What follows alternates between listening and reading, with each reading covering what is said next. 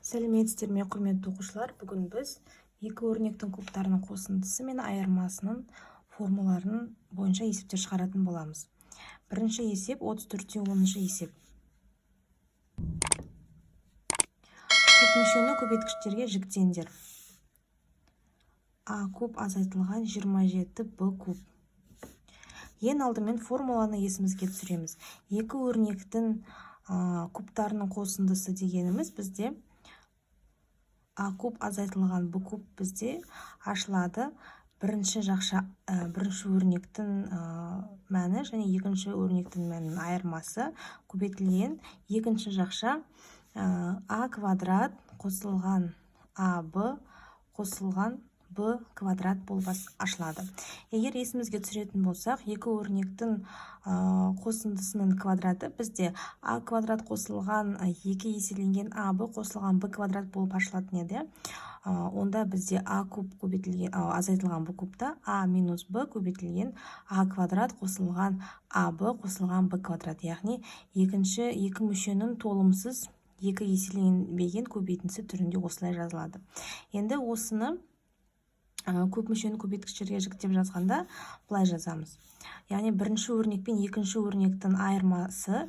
Бірінші біз тауып аламыз. Мына жақта бірінші өрнегіміз бізде А, екінші өрнегіміз бізде 27, бізде 3-тің кубы, яғни 3Б, мынау бізде А. Енді формуланы ашып жазамыз. А азайтылған 3Б көбейтілген бірінші мүшенің квадраты қосылған бірінші мүше мен екінші мүшені көбейтіндісі, яғни 3АБ болады. Қосылған 3-тің квадраты 9, яғни 9Б квадрат. Осыны енді өзіміз тексеріп ашып көрейік. Аны А квадратқа көбейтсек, бізде А куб болады. Аны 3АБ-ға көбейтсек, бізде 3А квадрат Б болады. Аны 9Б квадратқа көбейтсек, қосылған 9АБ квадрат болады. Азайтылған. Енді 3Б-ны А квадратқа көбейтеміз. Сонда 3А квадрат Б болады. Азайтылған 3-ті 3АБ-ға көбейтеміз. 9АБ квадрат. Азайтылған 23-ті 9-ға көбейтсек, 27Б куб болады. Сонда бізде ортасында тұрған 3А квадрат Б мен 3А квадрат Б екеуі жойып кетеді. Таңбалары әртүрлі. 9АБ квадрат пен 9АБ квадрат жойып кетеді. Таңбалары әртүрлі. Сонда бізде А куб азайтылған 27 Б куб қалды. Яғни есебіміз дұрыс шықты. Қайсысын шығарайық? Екіншісін шығарып көрейік. Екіншісі М-нің 3 дәрежесі N-нің 3 дәрежесі қосылған К-нің 3 дәрежесі. Енді бұл келесін мен көбейткіштерге жіктеп жазамын, бірақ та бұлай жақшаны ашып жазбайтын боламын. Енді А куб қосылған Б кубтың формуласын есімізге түсірейік. Бұл бізде А қосылған Б, яғни екі өрнектің бір дәрежелерінің қосындысы көбейтілген. Екінші жақша А квадрат. Мынау екеуінің көбейтіндісін алды, бізде минус болады. Минус АБ қосылған Б квадрат. Осы екі формуланы жаттап алуларыңыз қажет. Енді есебімізді шығарамыз. Сонда бізде мынау N-нің кубы, мынау бізде К-нің кубы болып тұр.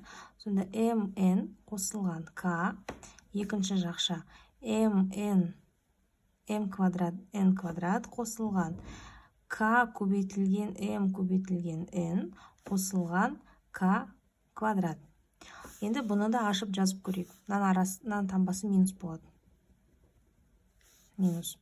MN көбейтілген M квадрат N квадрат, ол бізде N куб болады. Азайтылған MN көбейтілген KMN бұл M квадрат N квадрат К болады. MN көбейтілген К квадрат, ол бізде көбейтілген MN К квадрат. К-ны дәл осылай көбейтіп шығамыз. Қосылған К м квадрат к көбейтілген к квадрат м квадрат н квадрат к көбейтілген к минус кмн бұл бізде минус к квадрат мн және де плюс к көбейтілген к квадрат ол бізде к куб болады. Сонда к квадрат мн мен к квадрат мн мына жақта қысқарады. Таңбалары әртүрлі. м квадрат н квадрат к мен к м квадрат н квадрат қысқарады. Сонда бізде м-нің кубы, n-нің кубы азайтылған к куб қалады. Енді 5-ші есепке кезек берейік. А азайтылған b-нің кубы қосылған b куб тең. Сонда бізде А азайтылған b-нің кубы бізде бұл бірінші мүше, b куб бізде екінші мүше болып тұр. Формула бойынша бірінші мүше мен екінші мүшенің қосындысы, А минус b плюс b. Екінші жақшамыз А минус b-нің квадраты азайтылған А минус b көбейтілген b. Және үшінші мүшенің, екінші мүшенің квадраты тең. Мынақта минус b мен плюс b қысқарып кетеді, яғни мынау А болады. А минус b-нің квадратын жақшаны ашамыз. Алдындағы тақырыпты есімізге түсіреміз, яғни А квадрат азайтылған 2 еселенген АБ қосылған b квадрат бұл. А минус b көбейтілген b-ны көп мүшені, бір мүшені жақшаны ашу әдісімен шығарып аламыз. Сонда минус А көбейтілген b бізде ол минус АБ болады. Минус b көбейтілген b ол минус b квадрат, мынаның алдындағы минусмен ол плюс b квадрат болады. Қосылған b квадрат тең. А квадрат минус 2АБ минус АБ бұл бізде минус 3АБ.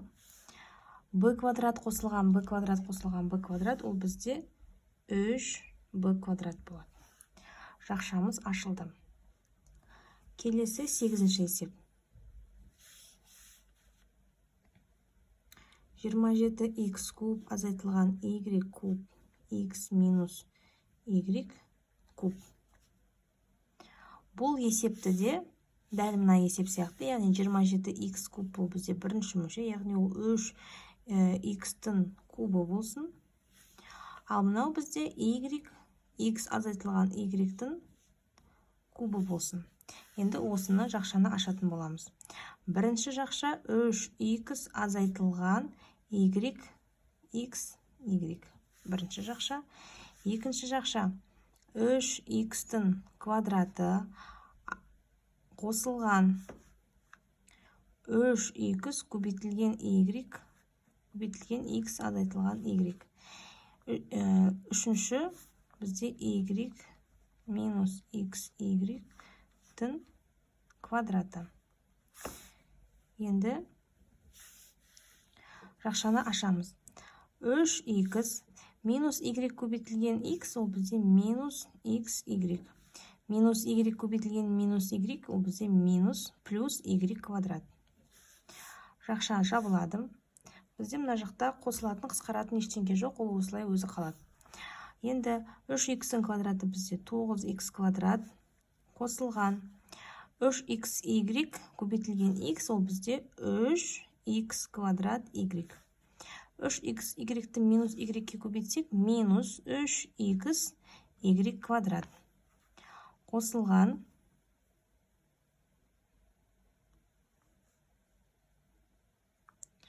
y квадрат.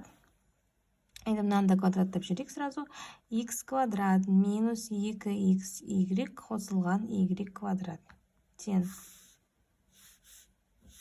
Бірінші көбейткішке жүктегенімізде ештеңе өзгермейді. Осылай қалады. 3х азайтылған xy қосылған y квадрат. Екінші жақшамызды жазайық енді.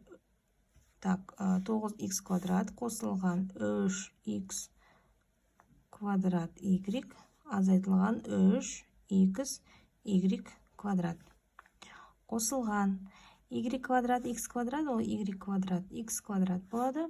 Y квадрат минус xy, ол бізде минус 2x y куб болады. Қосылған y-тің 4 дәрежесі. Тең.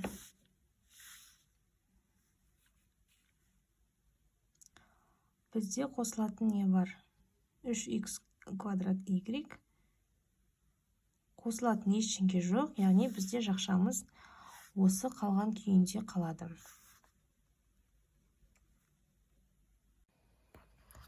Келесі 34-те 11-ші есеп көп мүшені көбейтіндіні көп мүше түрінде жазыңдар. 34-те 11-ші есеп. Енді бұл есепте біз керісінше жасауымыз керек. X қосылған 3-тен 1, 9-дан 1, азайтылған 3-тен 1 x қосылған x квадрат. Тең.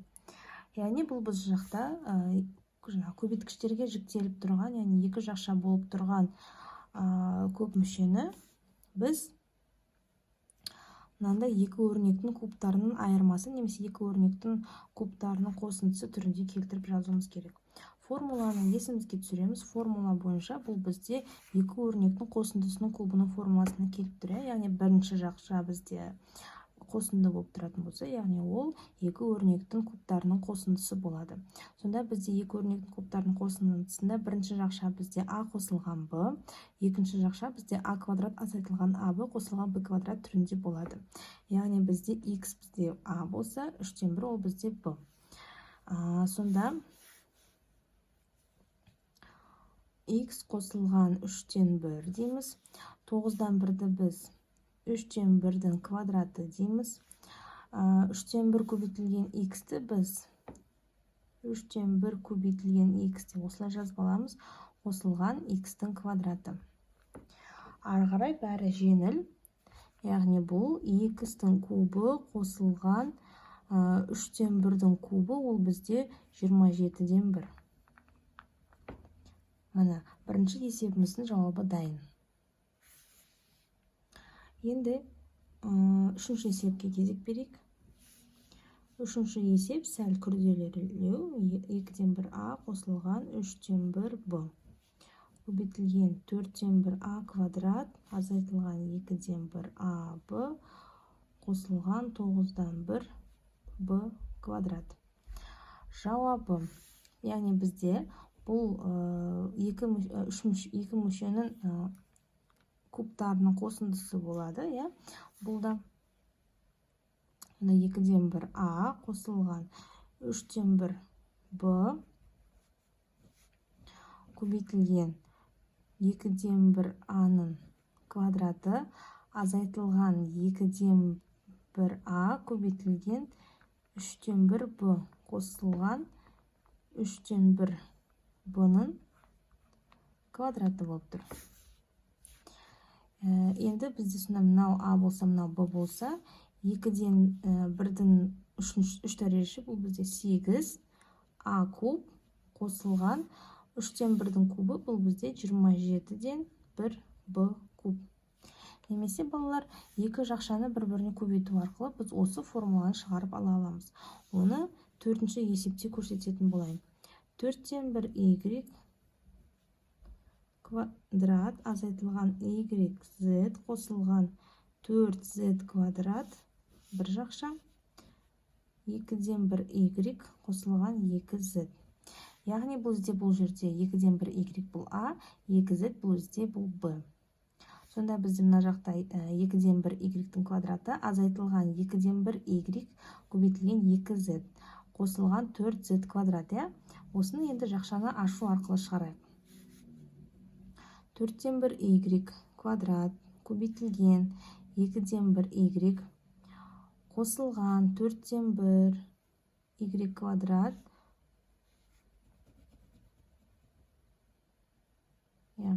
4-тен 1 y квадрат көбейтілген 2z. Келесі минус y z көбейтілген 2-ден 1 y минус yz-ті 2z-ке көбейтсек 2yz квадрат болады. Қосылған 4z квадрат көбейтілген 2-ден 1 y ол бізде 2z квадрат y болады. Қосылған 4z квадрат көбейтілген 2z ол бізде 8z куб болады. Тен. Сонда бірінші мүше бізде 4-тен 1 көбейтілген 2-ден 1 ол бізде 8-ден 1 y куб. Ал ортасындағылар бәрі қысқартып кету керек. 4-тен 1 y квадрат көбейтілген 2, мына 2 мен 4 пен 2 қысқарып кетеді. 2 сонда 2-ден 1 y квадрат z және де 2-ден 1 y квадрат z осы екеуі жойылып кетеді. 2yz квадрат қосылған 2z квадрат y бұл екеуі бірдей, жай ғана орындары ауысып жазылған және таңбалары әртүрлі. Сонда қосылған 8z куб. Есебіміздің жауабы шықты.